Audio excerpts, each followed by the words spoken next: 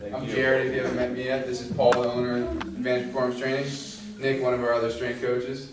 We're going to go over a couple of things today. This is kind of our outline. We don't want you sitting too much. We'll get you up and moving. We're going to go over some soft tissue stuff and complications and what you can do for that for running. Everything in here is going to be related toward running and what you can do to prevent injury, to better yourself running, and just to get yourself a little more balanced overall, because running can tend to be a little unbalanced at times. We're going to go through our corrective warm-up that we do here. We're going to go over some dynamic stuff. This is all stuff you can do on your own.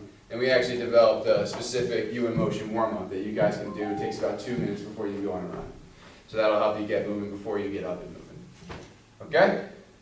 So, you want to say anything, Paul? Let's get started.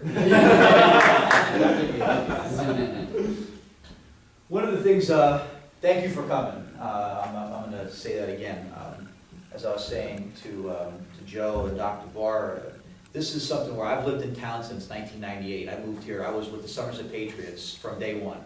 I took over for them, and if we're talking about overuse injuries and things, that's where I really learned a lot about it, because they play every day. We play 142 games a year. And as a runner, you like to do the same thing. You like to run every day, you know, and do as much as you can throughout the year. That's what you do. Bikers are the same way, swimmers are the same way. That's what they like to do. But you have to understand, and this is the biggest thing, is understanding doing other things to create that balance that Jared was talking about. So since I've been in town, I really haven't worked here a lot. I always worked in Bridgewater. When I got the job as the Hunter and Central strength and conditioning coach, this is what I wanted to do in town. I grew up in a small town, Manville, if you know anything about it, very blue collar. Everybody knows each other. Everybody went down to Food Town. You saw them, you talked, you went home, and you did it again. And that's kind of how Flemington is, but I've never been a part of that. So now we're a part of that. So to start off, as far as the running and swimming and cycling, we know that's what you love to do, but that tends to develop patterns that maybe aren't so good for your body. It's good for running, but it may not be good for other parts of your body. And sometimes you start to feel that, shin splints, low back pain, hip pain, things like that. So what I do is I kind of make that similar to a drum.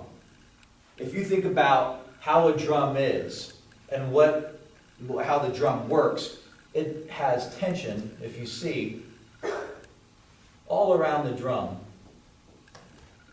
to allow that sound to happen. If I have too much tension here and not enough tension here, the drum kind of gets lopsided, especially if you hit it over here and over here. It doesn't sound so good. If that tension increases here, the drum can rip. In order for us to have a good sound coming out of the drum, we need equal tension all the way around so that the sound is good, and we don't create so much tension that the drum rips itself. Same thing with running. As you run and go out for a 3, 4, 5, 6 miler, you do that constantly 3, 4 times a week, you put the mileage on, you get a lot of front side tension, because that's the majority of the muscles that you use when you're running distance. You don't use a whole lot of your backside, your glutes. And you can start to develop more tension on one side than the other. So we want to make sure that your warm-up and some of your training can actually create that balance so your performance is better, the sound, and that you don't break down that injury, that tear. So that's what we want to try and do with that. And that's the best way I can explain it to the swimmers, runners, and cyclers, is that we have to have that drum sounding good the whole time. So IT band friction syndrome, with that tensor fascia, which is a hip flexor. You know, if that gets too tight, then we start to lose some of our adductor strength. We start to develop that pain on the outside of our knee. Patellofemoral pain. Train on the track moving away from the train. It doesn't matter. We want to make sure that everything stays in line as much as we can.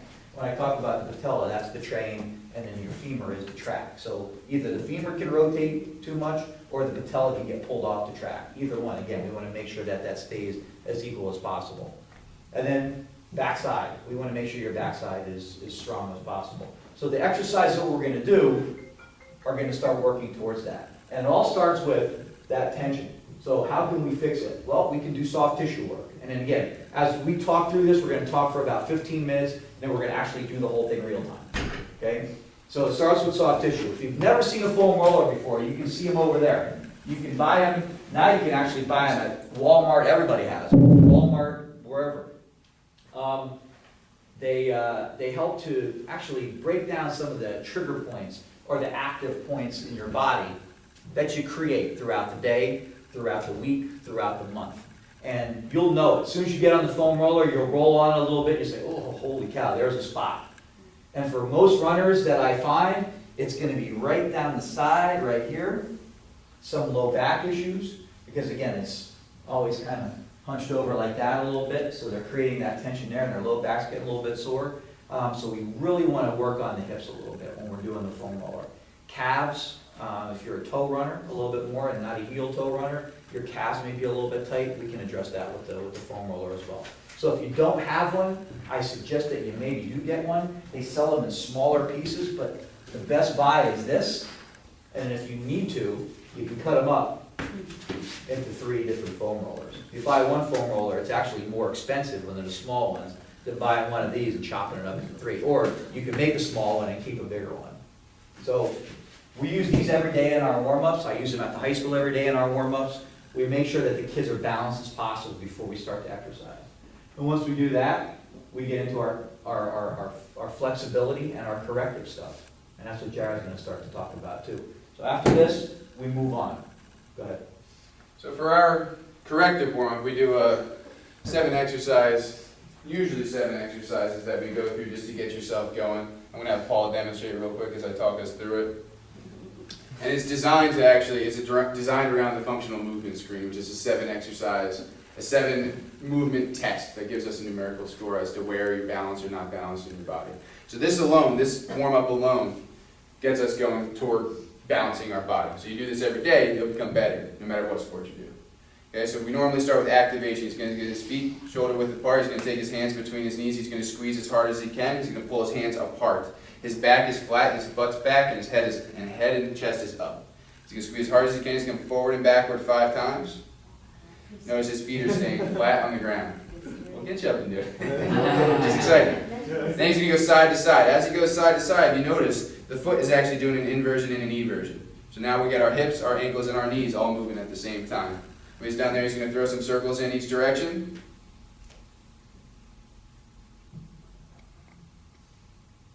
And then he's going to touch his toes. Can anybody in here not touch your toes? I can guarantee after doing this, everybody in here is going to touch your toes. I'm keeping my legs straight, no way. Really? Let me see. Not even close. Show us. We're going to call this Maverick, by the way. Go ahead. That's it. Okay? That's it. All right, how many people want to bet that I can have him on his toes? In about a minute and 10 seconds. Really? No way. No way? I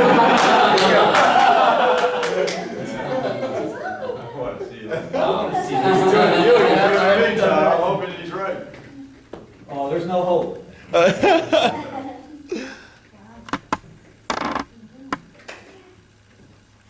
So this is something you can do if you can't touch your toes. On top of that, the normal activation that we started teaching you alone can magically help you touch your toes. Todd, what do you do for a living? Just I work at AT&T. I'm in IT. sit, you know. A lot of sitting, yeah, Yeah. absolutely. So, again, everybody sees that, and what's the first thing that we say about Todd? His hamstrings are tight, right? I'm gonna say, maybe, but I'm not sure yet. Let's see if they really are. Because if it's a balance issue, if it's a mobility issue, one side's really active, one side's not so active, your body's not gonna allow that to happen or it's gonna break. That's just the way your body works. So we're gonna see if we can create a little bit of balance and get you on your toes. Really simple. First one, I'm gonna have you right here, you're gonna squeeze that. Remember these exercises from gym class? Sure. Down. Yeah. I need you to do 10 of those. You're gonna reach up, and as you're doing that, you're squeezing this as tight as you can. You're gonna touch your hips and touch your toes. Now, if you can't touch them with your legs straight, you can bend them a little bit to start. You gotta do 10 of those. Toes up on the belt, on the board. Interesting. Yep. So pull that back a little bit, or it's gonna get in the way. Just push it back. There we go. Squeezing that tight. And every time you reach up, I want you to keep squeezing it tight. Up, Yeah. and then Yeah. Good. Here we go. Touch, up, 10 of those. There's 2. Good. Keep squeezing. Good. He's halfway there. You can cheer him on too. Almost there. No way are words I love to hear in here. Last one. Good. Now, Todd, all I want you to do is I want you to step over to the other side and put your heels on the board. toes away, so it's gonna be a little tougher to touch your toes for the first couple. All right, so I want you to take your time, reach down, touch them, but bend if you have to, but you have to touch them, even if you bend your Okay. knees. Good, there we go. That's it. Keep them straighter. You're bending them more and more now. Just keep squeezing. Keep squeezing. Keep Nice. squeezing. That's 5. There we go. Come on, come on! Go Almost it. I got 80. One more. AT&T service is good, we call Okay, good. 911. Okay, let me take that foam roller from you. Okay. Step in front and bring your feet together. So now, he was about that far away from his toes. Go ahead. Woo! Yeah, wow. There it is. I don't know if my legs were straight, but. Well, they weren't straight before either. I know. Better. But it is better. Yeah. So now, if we do this every day, and you get and I call it a 1% increase every day. Right. 1% increase every day, you work on this. That took 30 seconds. Right. If you do it the right way. Okay. Now, each day you work a little bit closer to getting more mobility in your hips. Okay. So if you're more mobile, even though you go and sit all day, if you can reboot again after you're sitting all day and then you go out for your run in a better state, in a better, just front to back state, you may have a better run. Maybe more efficient, maybe you might get more out of it, and a deeper division. Great job.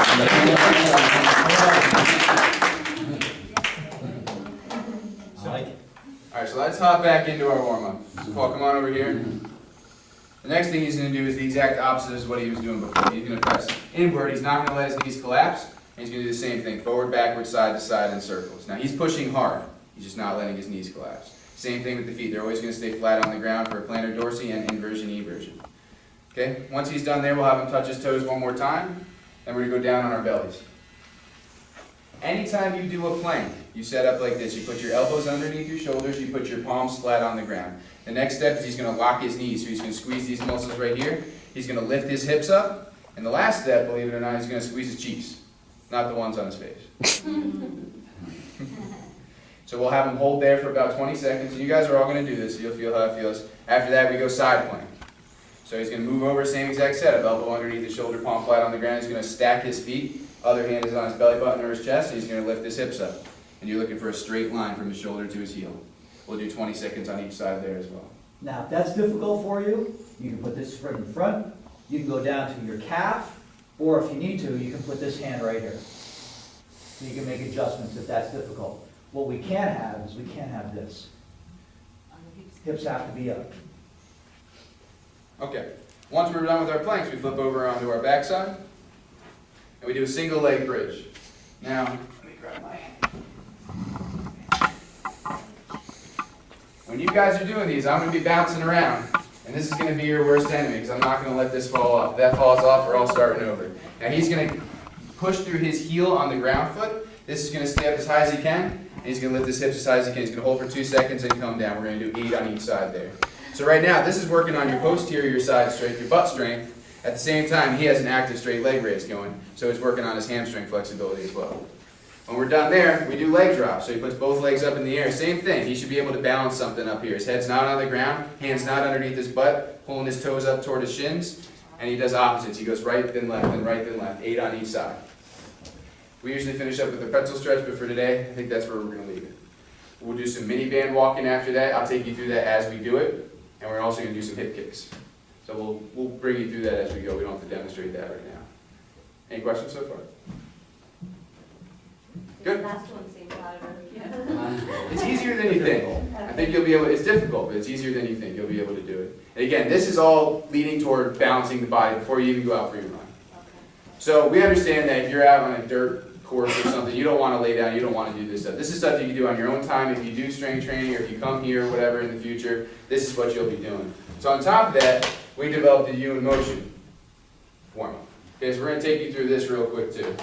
So the U in Motion warm-up starts with that same activation we did before, but we're going to add another one. So coach, if you want to stand up, this is called the stork stance activation. So he's going to stand on one leg, he's going to bring his knee up, and the same thing he did before. He's going to push down on that knee hard, but he's not going to move. So you do there, you can push to the outside, and you can push to the inside. So now that's working our inside and the outside of our hip, our adductors and our abductors, our extension on the stance leg and our flexion on the non-stance leg.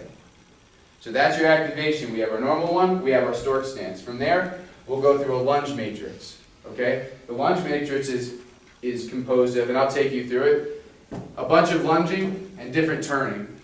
So we're working on opening ourselves up here, so as we come through, we can breathe a little bit better, we can move better, and our lower sides are activated as well.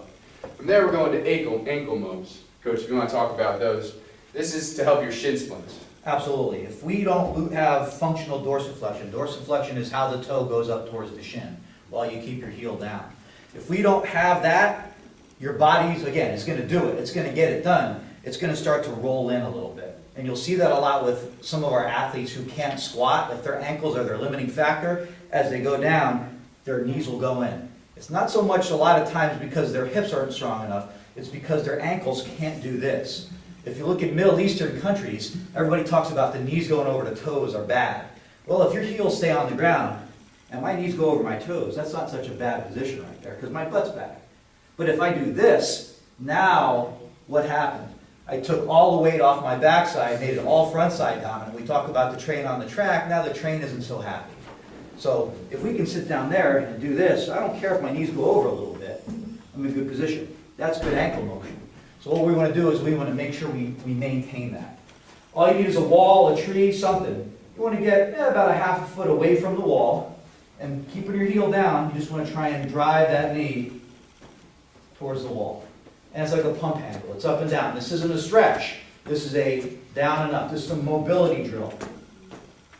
And Dr. Barr will tell you, over time, if people sprain their ankle, and their ankle gets very, very lousy or sticky, the ligaments don't allow the dome to kind of ride in the joint the way it's supposed to.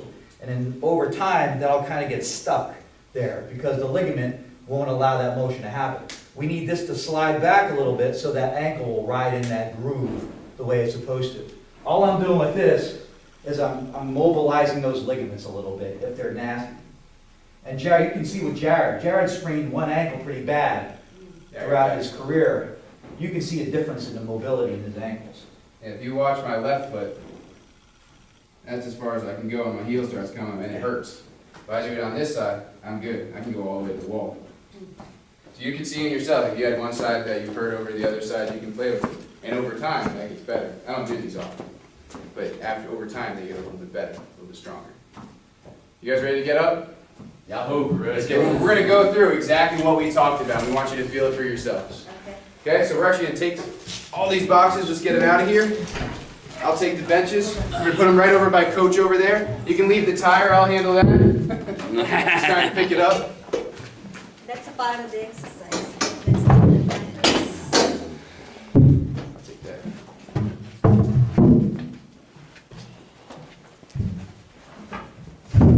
All right, let's have everybody grab a partner and a foam roller. Grab a partner and a foam roller.